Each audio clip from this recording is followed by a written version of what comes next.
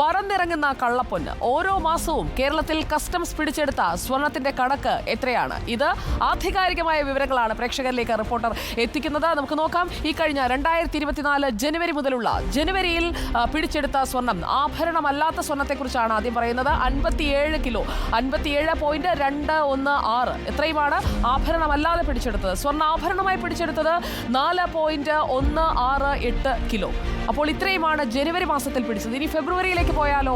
ഫെബ്രുവരിയിൽ ആഭരണമല്ലാതെ പിടിച്ചെടുത്തത് 72 കിലോയാണ്. 72.102. ആഭരണമായി പിടിച്ചത് 8.407. ഇത്രയുമാണ് ഫെബ്രുവരി മാസത്തിൽ മാത്രം പിടിച്ചെടുത്ത സ്വർണം. മാർച്ചിലേക്ക് വന്നു കഴിഞ്ഞാൽ മാർച്ച് മാസത്തിലും ഇതേ രീതിയിൽ തന്നെ വലിയ കണക്കാണ്. മാർച്ച് മാസത്തിൽ ആഭരണമല്ലാതെ പിടിച്ചത് 72.263 കിലോ. ആഭരണമായി പിടിച്ചത് 6.641 കിലോ. കഴിഞ്ഞ ഏപ്രിൽ മാസത്തിൽ പിടിച്ചെടുത്ത സ്വർണത്തിന്റെ അളവ് 33 കിലോയാണ്. 33.77 കിലോ. ആഭരണമായി പിടിച്ചെടുത്തത് പക്ഷേ താരതമ്യേന കുറവാണ്. 0.653. അത്രമാത്രമാണ് ആഭരണമായി പിടിച്ചെടുത്തത്. ജനുവരി 1 മുതൽ ഏപ്രിൽ 30 വരെ ആകെ പിടികൂടിയ സ്വർണത്തിന്റെ കണക്ക് നോക്കൂ. 255 കിലോയാണ്. 255.227. അപ്പോൾ ചെറുതല്ല ഈ കണക്ക്.